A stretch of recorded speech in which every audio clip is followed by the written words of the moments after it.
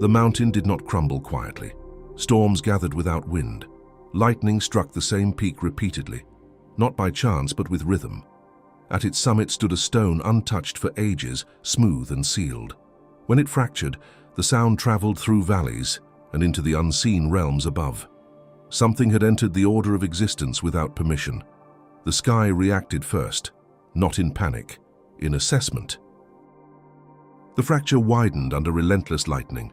Stone did not explode outward. It opened inward, as if something inside had decided the timing. From within the cracked shell emerged a figure already alert, already aware. He did not cry. He observed. Muscles flexed beneath coarse fur as his gaze adjusted to the world. The wind shifted direction toward him. The clouds did not disperse. They gathered, as though recognizing an arrival not scheduled. He descended the mountain without hesitation, studying terrain rather than wandering through it. Animals avoided him, sensing calculation instead of instinct. When he reached the forest floor, he tested his limbs against stone and tree, measuring strength through deliberate force. Branches snapped cleanly. Boulders shifted under grip. This was not wild energy. It was controlled assessment. Above the clouds, watchers marked the anomaly. A presence had entered the world without hierarchy. He did not seek dominance immediately. He sought knowledge. Among wandering sages hidden beyond the forest ridges, he listened before speaking. He learned of mortality, of systems, of realms divided between heaven, earth, and underworld. He understood one principle quickly. Power was structured, assigned, regulated. That fact did not intimidate him. It interested him. Systems can be studied, and anything studied can eventually be challenged. When he found the master who guarded forbidden disciplines, he did not beg for knowledge. He proved worth through endurance. Trials tested patience, not strength alone. Meditation refined perception. Combat sharpened precision. Transformation became deliberate rather than wild. He absorbed what others struggled to master in decades. Instinct was shaped by strategy. He did not train to belong within hierarchy. He trained to remove its limits. Immortality was not gifted. It was engineered. He studied techniques others whispered about but never attempted. Breath control altered circulation. Energy alignment slowed decay. He tested poisons in controlled measures, mapping resistance through method, not recklessness. When his body adapted, he adjusted again. Death, he realized, functioned like any other system. It operated on rules, and rules, once understood, could be rewritten by someone patient enough to test them. Curiosity did not stop at life. It extended to its opposite. Guided by discipline rather than impulse, he crossed thresholds mortals never reached. The underworld did not expect intrusion. Guardians reacted too late. He did not destroy them. He bypassed them. Inside the registry halls, he found the ledger that governed endings, names carved with finality, dates assigned without appeal. He studied it calmly, searching for one entry in particular. He located his own name carved among the inevitable. No ceremony, no negotiation, just a scheduled conclusion. He did not rage. He calculated. Ink can be erased, stone can be broken, records can be altered. With deliberate precision, he removed the mark that bound him to mortality. He erased others as well. The disturbance rippled upward. In that moment, the anomaly gained a name across realms. Sun Wukong had rewritten the book. The underworld trembled before it reacted. Messengers ascended in urgency, carrying reports not of massacre, but of alteration. The system had not been destroyed. It had been edited.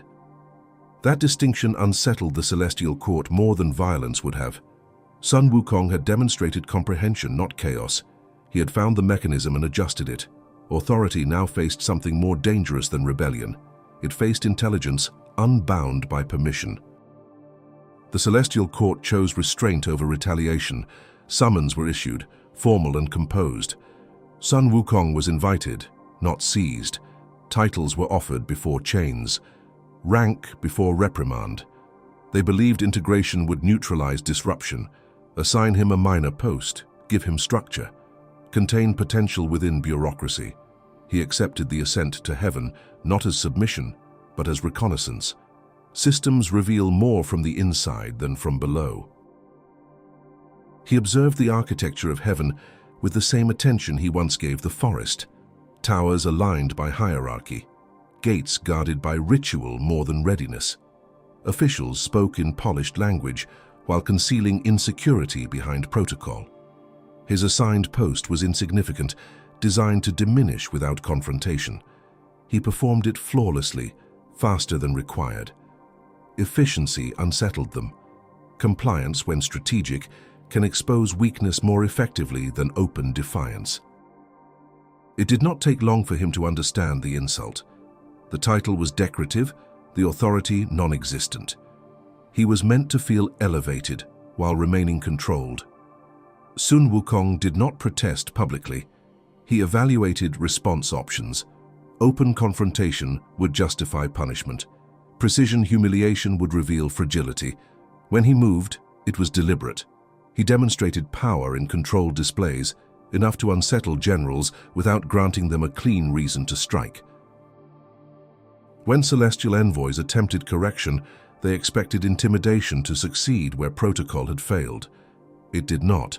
Sun Wukong measured each opponent before engaging. He avoided spectacle, neutralizing pressure with efficiency rather than fury. Word spread quickly through the ranks. This was no wild insurgent. This was a strategist dismantling confidence step by step. The court began to sense it had underestimated the anomaly it tried to contain. Reports reached the court faster than orders could respond. Generals requested permission to escalate, but each encounter produced the same result. He adjusted mid-conflict, altering tactics before counters stabilized. Celestial ranks fractured under targeted pressure. Sun Wukong did not pursue slaughter. He dismantled structure, disrupt command, force hesitation, reveal that authority survives on perception as much as strength. Once perception shifts, control begins to erode. Containment failed. Negotiation followed. The court offered him a new title, elevated and symbolic. Great Sage equal to heaven. It sounded like recognition. It functioned as containment. Equal in name, subordinate in reality. Sun Wukong accepted publicly, studying reactions across the chamber. Some were relieved, others were afraid. Titles, he understood, are tools. If heaven granted him equality in words, he would test whether they believed it in action. They demanded a name, not from curiosity but from threat. The young man answered without embellishment. Arthur, no lineage claimed, no boast attached. The simplicity unsettled them more than any title could have. A lord laughed and called him unworthy of command. Arthur did not argue. He raised the blade and drove it cleanly through a war banner planted in the mud. The pole split in two. The fabric fell. "Then test me," he said, voice steady. Silence followed. The court misread restraint as satisfaction. They assumed elevation had softened ambition. It had sharpened it. Sun Wukong did not attack blindly. He provoked measured responses, forcing heaven to deploy greater force each time. The escalation exposed dependency on numbers over adaptability. Celestial legions filled the sky in disciplined formation. He moved through them unpredictably, not overwhelming, but destabilizing cohesion. Order strained under calculated disruption. When elite commanders descended, they relied on spectacle. Armor forged from celestial order, weapons aligned with cosmic decree. Sun Wukong did not match display with display. He fractured coordination first, feints redirected force. Timing disrupted formation. Leaders were pulled into isolated exchanges instead of unified assault. Their power depended on synchronized authority. Once divided, advantage weakened. Heaven was discovering that structure, once studied, can be methodically undone. Escalation became inevitable. What began as correction had turned into confrontation. Celestial gates sealed, war formations activated across the horizon. Sun Wukong did not retreat. He advanced toward the core of authority. Each clash was deliberate, not reckless. He struck symbols, not civilians. He forced heaven to defend reputation as much as territory. and the more resources they deployed, the clearer it became. Control was being tested in full view. The Jade Emperor could no longer ignore the breach. Advisors urged annihilation. Others warned that destruction would validate rebellion. Sun Wukong stood at the center of that paralysis, neither pleading nor boasting. He had forced the highest authority into visible uncertainty. Heaven hesitated, and hesitation at the top ripples downward. For the first time, celestial order was reacting instead of commanding. Strategy had shifted the axis of power. Annihilation was authorized, not symbolic response, but total suppression. War banners ignited across the sky as legions formed in layered ranks. Sun Wukong expanded his staff until it split clouds apart, not as display, but as calculation. He moved through formations with violent precision, striking command nodes instead of soldiers. Celestial discipline began to fracture. Heaven's superiority depended on order. Order was collapsing under targeted force. What should have been decisive became prolonged. Every tactic deployed against him was studied, adapted to and countered. Chains forged from divine law shattered. Confinement arrays dissolved under shifting form. Sun Wukong expanded and contracted at will, exploiting scale as strategy rather than spectacle. Each failed restraint weakened confidence. Heaven had assumed superiority was inherent. Now it was being measured, and measurement was not favoring them. Concern did not erupt publicly. It tightened behind ceremony. Advisors recalculated outcomes while commanders revised tactics. None addressed the real fracture. Sun Wukong was not winning through brute dominance. He was revealing rigidity. Every adjustment he made forced disproportionate response. The greater heaven reacted, the more strain it exposed. This was no longer a contest of power alone. It was a test of flexibility, and flexibility was not on their side. Victory did not intoxicate him. It clarified leverage. Standing amid fractured formations and silent towers, Sun Wukong understood the moment was visible across realms. He could escalate and force collapse, or he could define his own terms. Instead of retreating, he declared equality without bowing. Not rebellion for chaos, but recognition of capacity. Heaven heard the declaration, and in that declaration lay the greater threat. He no longer needed their permission to stand beside them. Heaven answered with something it had withheld until now. Not another legion, not another commander. The air shifted before the presence appeared. Calm replaced tension without reducing pressure. Sun Wukong felt it immediately, a force that did not posture. This was not hierarchy defending itself. It was equilibrium correcting imbalance. For the first time, calculation paused. Strategy required new assessment. He was no longer facing structure. He was facing comprehension. The presence did not announce itself with thunder.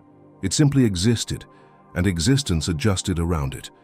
Celestial forces withdrew without command, as if proximity alone redefined rank.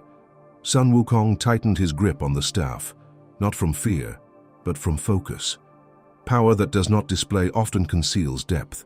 This opponent did not radiate authority. It embodied it, and embodiment cannot be destabilized through disruption alone. A different measure was required. He studied the figure before him with the same discipline he once applied to systems.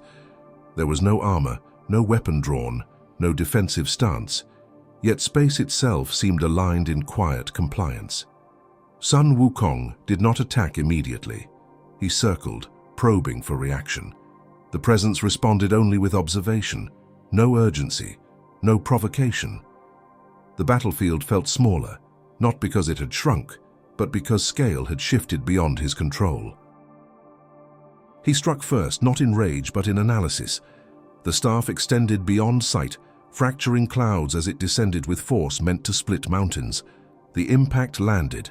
Nothing shifted. The presence did not deflect. It absorbed. Sun Wukong adjusted instantly, multiplying form, altering trajectory, compressing and expanding in rapid succession. Every variation was measured, every strike calculated. The result remained unchanged. Resistance met something that did not need to resist. He increased scale. His body expanded until it rivaled the horizon, staff stretching like a pillar between realms. Mountains trembled under redirected force. The presence did not grow in response. It remained unchanged. Sun Wukong compressed suddenly, reducing mass to accelerate velocity, striking from blind angles. No counterattack came, only quiet acknowledgement. For the first time, he encountered something that did not compete. It defined the field entirely. The presence finally spoke, not in command but in clarity. It invited demonstration rather than demanded surrender. Sun Wukong was told to prove his reach. If he could escape the boundary set before him, recognition would follow. No chains, no threats, just a condition. He accepted without hesitation. Power that believes itself limitless seeks confirmation, and confirmation, when invited calmly, often reveals more than confrontation ever could. He launched upward with explosive velocity, vaulting beyond cloud lines and star paths in a single bound. The sky fractured beneath the force of ascent. He did not look back. Speed replaced doubt. He crossed distances no celestial general had ever measured, leaving shockwaves through constellations. At the edge of perception, he marked towering pillars to prove distance traveled, evidence secured, witness unnecessary. Then he turned, confident the boundary had been surpassed. When he returned, he did not expect recognition. He expected concession. He described the journey calmly, the pillars marked beyond measurable sky. The presence listened without interruption. Then a hand lifted slightly. On its surface were the same markings he had carved at the edge of existence. The horizon collapsed into perspective. Distance had not been crossed. It had been contained. For the first time, scale did not favor him. It redefined him. Realization did not arrive as humiliation. It arrived as clarity. The pillars he believed marked the limits of the universe had stood within the span of an open palm. His leap, which fractured constellations, had never escaped the boundary presented to him. This was not trickery, it was demonstration. Scale had been inverted without aggression. For the first time, Sun Wukong confronted a force that did not resist power. It encompassed it. He did not kneel. He recalculated. Force had failed, not because it lacked strength, but because it misjudged scale. The presence did not tighten grip or issue decree. It simply closed the hand. Pressure descended without violence, compressing possibility rather than bone. The ground rose to meet him. A mountain formed above, sealing space with inevitability. No chains, no spectacle, just containment defined by something he could not disrupt. Darkness was not absolute beneath the mountain. It was measured. Light filtered in thin, disciplined lines, enough to see, but not to escape. Sun Wukong tested the weight immediately. Stone responded without fracture. He expanded. The pressure adjusted. He reduced to the size of an insect. The seal remained. This was not brute imprisonment, it was calibration. The boundary matched him precisely, denying excess without crushing identity. Containment had been engineered with understanding. Time altered under compression. Seasons passed above without announcement below. Rain eroded edges of the mountain. Roots threaded through stone. He measured change through vibration rather than sight. Attempts to break the seal became experiments, not outbursts. Each surge of force returned the same result. The boundary absorbed, redistributed, stabilized. He was not being punished. He was being limited. And limitation, he realized, reveals what power cannot bypass. Anger surfaced in controlled waves. Not panic, not despair. Assessment. He replayed every decision that led to containment. Where had confidence crossed into assumption? Where had strategy mistaken scale? The mountain did not respond to force because force was not the variable. Structure was. For the first time, Sun Wukong faced a boundary that could not be dismantled externally. The adjustment required was internal, and that shift would take longer than any battle. Silence became instruction. Without armies to destabilize or structures to analyze, he turned discipline inward. Breath slowed, thought sharpened. Energy, once projected outward in disruption, began circulating in controlled containment. The mountain did not weaken, but neither did he. Power without direction had met its limit. Power redirected might find another path. Time was no longer an enemy. It was a medium through which refinement could occur. Years layered into centuries without ceremony. Above, dynasties shifted and constellations drifted. Below, discipline deepened. He no longer tested the mountain every day. Impulse had been replaced by observation. The seal remained absolute, but his response to it evolved. Strength conserved is not strength diminished, it accumulates. The anomaly that once challenged heaven through disruption was becoming something more controlled. Containment was shaping him without breaking him.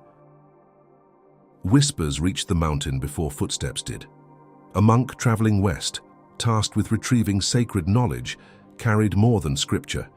He carried authorization. The seal did not fracture at his arrival. It responded to condition. When the monk stood before the mountain, reciting purpose rather than command, the boundary shifted slightly. Not release. Recognition. Sun Wukong sensed movement in the structure. The equation that once confined him was being revised. The monk did not command obedience. He offered direction. Freedom would not return as dominance, it would return as function. Protect the journey, guard the scripture, serve a purpose larger than disruption. Sun Wukong listened without mockery. The mountain remained until agreement formed.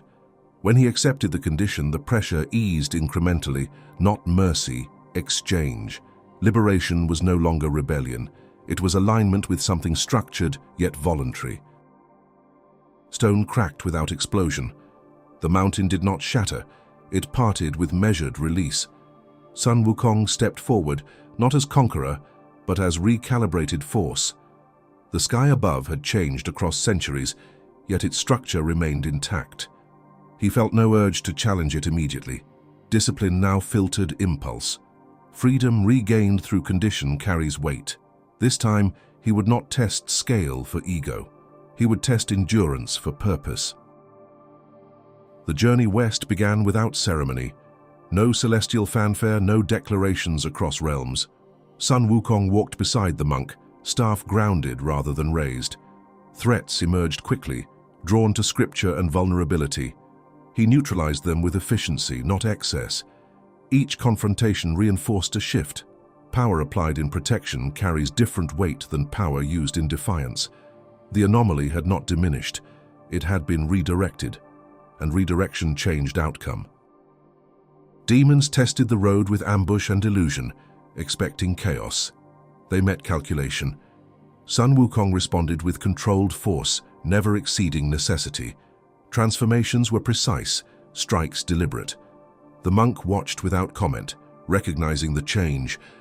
Containment had not weakened the warrior. It had refined him. Power once driven by defiance now served continuity. Strength guided by discipline endured longer than strength fueled by pride. The shift was complete. Across kingdoms and wastelands, stories began to precede him. Some called him guardian. Others remembered the rebel who shook heaven. Both were true. Sun Wukong walked without correcting either version. Reputation is a tool when left ambiguous. He did not deny his past, he integrated it. Each battle along the road reinforced a new equilibrium. The force that once challenged hierarchy was now proving something greater. Control over oneself exceeds control over realms. Temptations returned in subtler forms. Illusions promised restored dominance. Voices whispered that heaven still feared him. He did not react. Discipline filtered impulse before it reached action. Power regained without control invites repetition of error. The journey demanded endurance, not spectacle. Each refusal strengthened alignment. He no longer needed to prove scale. He needed to sustain direction. That distinction marked the final evolution of the anomaly, once feared across realms. Obstacles intensified as the destination neared. Mountain spirits, warlords, and shapeshifters tested resolve through deception rather than force. Sun Wukong anticipated patterns before they formed. He dismantled traps without theatrical display. The monk continued forward unharmed. Control over environment had once defined him. Now, control over reaction defined him more. Strength remained immense, but it no longer sought validation. It executed purpose with precision and restraint. There were moments when old instinct surged, urging dominance over cooperation. In those flashes, he felt the echo of the mountain, the pressure that once forced recalculation. He did not suppress the instinct. He redirected it. Power denied becomes resentment. Power guided becomes stability. Each mile reinforced the distinction. The rebel who once measured himself against heaven was now measuring consistency, and consistency proved harder than conquest. At the final threshold, resistance came not as enemy but as exhaustion. The road had stripped spectacle from ambition. Sun Wukong stood alert, while the monk completed what he alone could not. Protection required vigilance without distraction. No armies opposed them now. No celestial court intervened. The test had shifted entirely inward. The greatest proof of transformation is restraint maintained when no one is watching.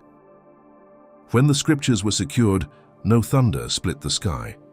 Recognition came without spectacle. Sun Wukong felt it as alignment rather than applause. The journey had not erased his power, it had defined its direction. Heaven no longer viewed him as anomaly to suppress. It recognized capacity integrated into order. He had not surrendered strength, he had mastered it, and mastery altered how realms measured him thereafter. Recognition did not erase memory. The court remembered the rebellion. The underworld remembered the erased ledger. The mountain remembered pressure against its seal. Sun Wukong carried all of it without denial. Integration into order did not mean innocence restored. It meant volatility understood.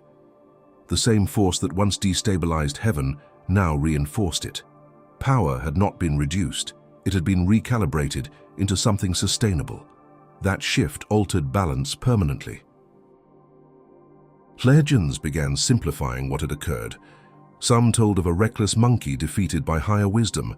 Others praised a guardian who overcame arrogance through humility. Both versions omitted the structural truth. He had not been broken. He had been expanded through limitation. Sun Wukong did not correct the narrative. Myths distort complexity for comfort. The reality was less flattering to heaven and less convenient for rebellion. It was evolution through scale. Across realms, his name carried different meanings depending on who spoke it. To soldiers, he was unpredictability contained. To scholars, he was anomaly integrated. To those who challenged hierarchy, he remained proof that structure can be tested. Sun Wukong did not anchor himself to any single interpretation. Identity fixed too tightly becomes limitation. He had already learned what boundaries can do. Flexibility was now the deeper strength he carried. Heaven resumed its functions without visible fracture. Seasons turned, records were kept, authority continued projecting stability, yet the memory of disruption remained embedded in its foundation. Sun Wukong's existence had altered calculations permanently. Structures now accounted for adaptability. Flexibility had been forced into design. He did not rule the sky, he did not overthrow it. He ensured it could no longer ignore what it once dismissed as anomaly. In distant regions, younger spirits studied his story in fragments. Some focused on rebellion, others on discipline. Few understood the progression between them. Sun Wukong remained active, but no longer driven by confrontation. He moved where imbalance appeared, correcting without spectacle. Influence does not always require visibility. The most durable shifts occur when systems adjust quietly, and systems had adjusted because he once refused to accept their permanence. There were still moments when challengers sought to provoke him, hoping to awaken the former rebel. He answered without excess. Precision replaced spectacle. Victory required no declaration. Those who observed closely understood the distinction. The fire that once burned outward now burned steady within. Sun Wukong no longer needed to shake heaven to confirm his scale. His restraint carried more force than his earlier defiance ever had. Balance across realms was no longer rigid. It had absorbed the lesson of disruption. Structures allowed margin where once there had been none. Authority monitored flexibility as carefully as strength. Sun Wukong moved within that recalibrated order without appearing bound by it.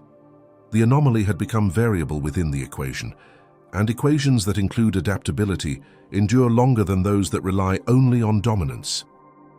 He did not seek a throne, nor did he dismantle one.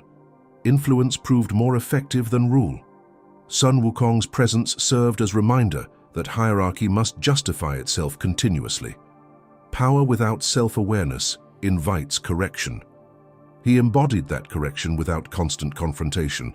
The rebel had not disappeared. It had matured, and maturity within strength creates stability that fear alone can never sustain across realms. Centuries later, few remembered the exact sequence of events. The stone birth blurred into legend, the rebellion compressed into myth. The mountain became metaphor. What endured was the outline of transformation. Sun Wukong had forced heaven to confront rigidity, then confronted his own. The conflict was never about destruction. It was about scale misunderstood. And scale, once properly measured, reshapes both challenger and authority. Nothing collapsed at the end. No celestial throne shattered. No decree was rewritten in dramatic reversal. The world continued operating, but with subtle recalibration. Sun Wukong stood within that continuity, neither subdued nor dominant. He had tested heaven, been tested in return, and emerged altered but intact. Power proven through confrontation had matured through restraint. The anomaly had not been erased. It had been understood. The lesson did not belong to heaven alone. It belonged to him. Force can expose weakness, but without discipline it cannot sustain victory. He had learned the boundary between scale and illusion, between reach and comprehension. The mountain had not reduced him. It had expanded perspective. Now he moved with awareness of limits without feeling confined by them. That awareness made him more formidable than rebellion ever did. Heaven no longer treated anomaly as error. It treated it as variable. Systems that refuse adaptation fracture under pressure. Systems that incorporate challenge endure. Sun Wukong had become proof of that principle. He remained capable of disruption, but disruption was no longer his objective. Stability that survives testing is stronger than stability never questioned, and the realms now operated with that recalibrated understanding embedded within them. Those who sought to understand him often looked for a single identity: rebel, guardian, trickster, warrior. None alone sufficed. He was transition embodied. The movement between extremes without being consumed by either. Sun Wukong did not freeze in mythic pose. He continued adapting, because adaptation had become his defining discipline. In a universe governed by cycles, that capacity ensured relevance beyond any single confrontation. He no longer measured himself against heaven. Comparison had been replaced by comprehension. Scale is not conquered through height alone, but through awareness of dimension. Sun Wukong understood now that reach without perspective becomes illusion. The hand that once contained him had not diminished his strength. It had clarified it. From that clarity emerged control deeper than conquest.